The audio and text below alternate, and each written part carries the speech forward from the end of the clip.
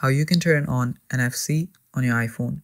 Now, for people who don't know what NFC is just a protocol that enables you to communicate between electronic devices in a very near field.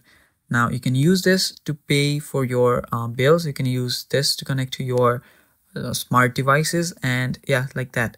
So I'll teach you guys how you can turn it on. But before that, if you are new to our channel, head down below and hit the subscribe button so you don't miss out on any of our future videos.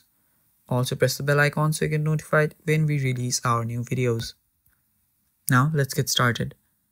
So the first step is you will need to find the app called Shortcuts on your iPhone. After you do that, just open it up. Now, after you open Shortcuts up, you will see automation on the bottom. Just tap on automation, and after you're on automation section, just tap on new automation. Now, after you do that, just scroll down, and under networks, you will see NFC.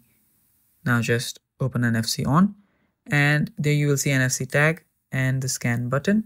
Just tap on scan, and now you'll need to hold your device near your NFC tag.